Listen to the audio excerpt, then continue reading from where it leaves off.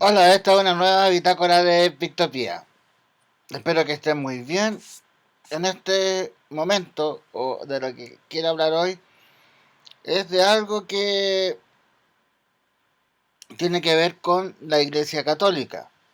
Siempre he pensado que las instituciones, en este tiempo las instituciones siempre piden disculpas por elementos o situaciones ocurridas atrás. La responsabilidad política, por ejemplo, la Iglesia Católica se disculpó por la Inquisición, que es de lo que voy a hablar hoy. No sé si los judíos habrán pedido disculpas por haber matado a Jesús. No sé si Estados Unidos habrá pedido disculpas por la bomba de hidrógeno que lanzó. Pero creo que uno de estos papas pidió disculpas por los métodos y la tortura que se utilizó durante la Edad Media, que fue una de las peores fases que la humanidad experimentó, porque después de haber vivido un avance científico importante, la Edad Media implicó un gran declive en toda la cultura. Porque los griegos y romanos habían realizado estudios sobre las proporciones humanas y sus esculturas eran cada vez más realistas. Bueno, ustedes las conocen y las pueden visitar o por acá les voy a poner algo. Y se intentaba tener un poder político democrático en el que se tomaran en cuenta la opinión de la mayoría de las personas. Y las cátedras buscaban brindar la mayor cantidad de conocimiento, que es lo que nosotros conocemos como democracia, que se instauró en la polis, y también el hecho del diálogo socrático, donde el orador, mediante preguntas, iba enseñando o iba explicando lo que él exponía. Por tanto, en la Edad Media, la Iglesia dominó el pensamiento de las personas.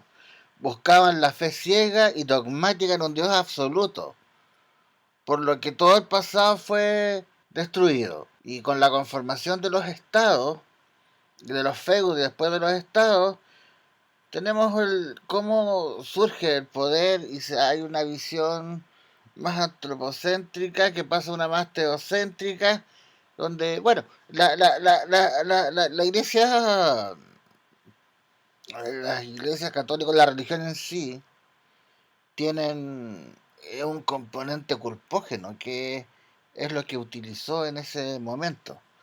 Porque todo lo que importaba era el cristianismo y la adoración a un Dios verdadero, la educación, el poder político, el arte y la ciencia no interesaban más. La riqueza de tierras era algo malo, puesto que la vida terrenal no interesaba. La vida terrenal era solo un paso a la gloria y a la vida eterna. ¿Hay algo similar en nuestros días? Y aquí viene un tema muy brutal que dice de relación con el etos protestante, bueno, lo que postuló ver, que todo el mundo lo sabe, que el etos protestante se alcanzaba la gloria, los premios ultraterrenos mediante el trabajo. Y la postura católica señala que los premios ultraterrenos se ocuparán mediante la oración. Y todos aquellos que contradecían lo que la Biblia postulaba podrían ser condenados por la Santa Inquisición o el Tribunal del Santo Oficio, que era el nombre que tenía. La Santa Inquisición fue organizada en 1231 por el Papa Gregorio VI, quien puso a cargo de la dirección de este tribunal a los dominicos, quienes no se detuvieron en su brutalidad salvaje para castigar a los transgresores. Lo esencial para los jueces era conseguir la confesión, lo que a mediados del siglo XIII llevó a la utilización de la tortura, cosa que se utiliza hasta nuestros días. Si no se pone a pensar, uno de los métodos para lograr una confesión de algo que uno no ha cometido es mediante el maltrato físico, ya que como no podemos tolerar tanto dolor y tenemos una tendencia a la supervivencia, confesamos algo que no hicimos nomás. Cosa que se dio mucho en los regímenes dictatoriales de América Latina. Algún día les hablaré de eso si les interesa. En España, los reyes católicos Isabel y Fernando fundaron el Tribunal de la Santa Inquisición en 1478, con la bendición del Papa Sixto IV. El tribunal estaba integrado por eclesiásticos, conocedores del dogma y moral católica. Ellos se encargaban de juzgar los delitos relacionados con la fe y las buenas costumbres.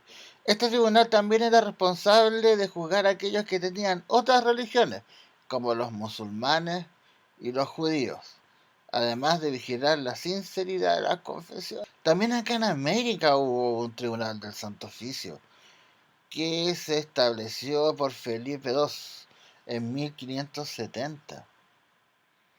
Felipe II, Clemente V tuvo que ver con los... Clemente V tuvo que ver con los templarios, nada que ver, me equivoqué. Y el Tribunal de Santo Oficio, que fue establecido por Felipe II, tuvo tribunales en México, en Lima y después en Cartagena de India.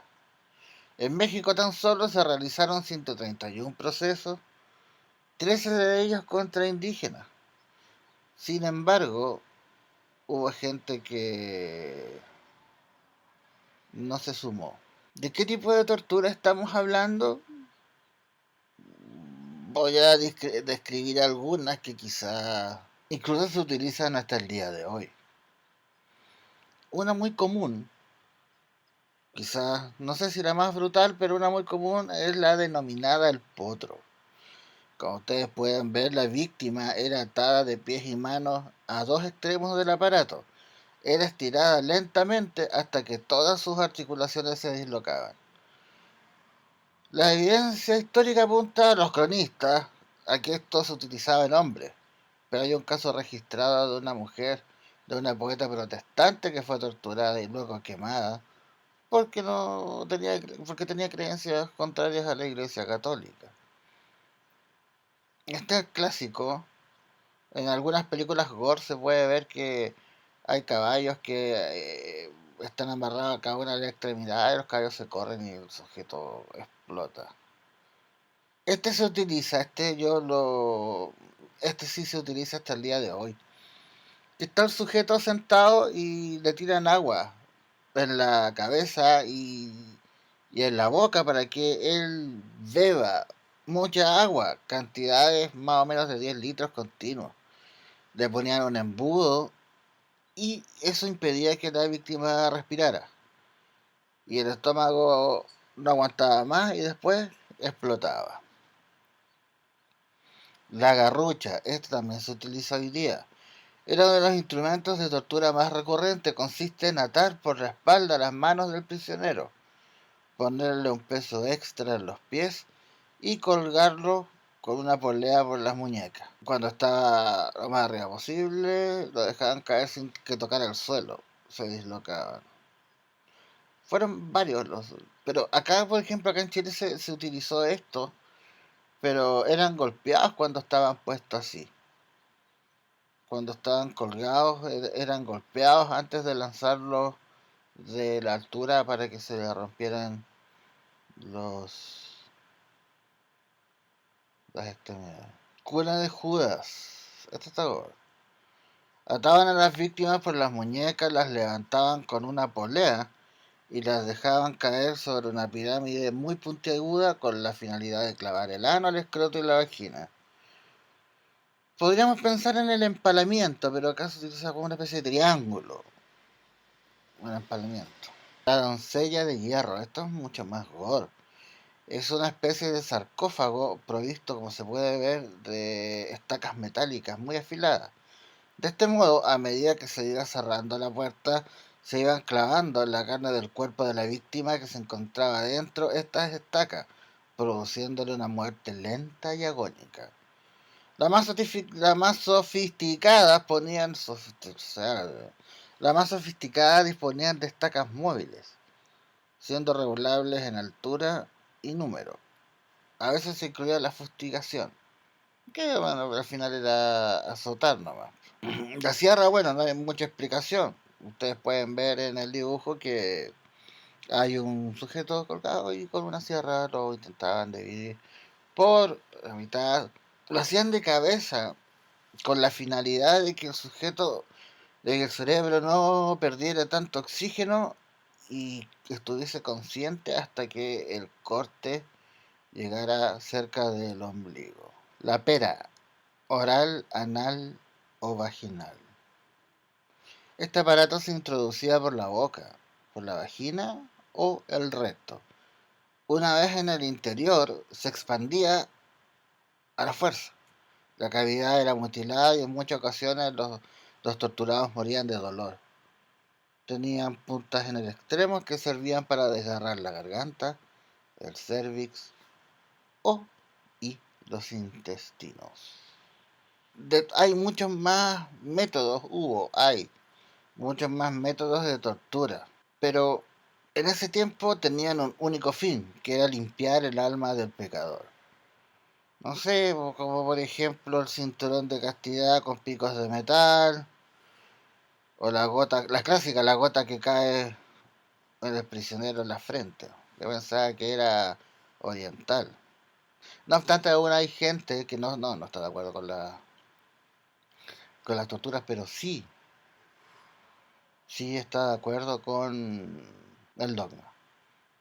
Espero que estén bien. Esta ha sido una bitácora de Pictopía.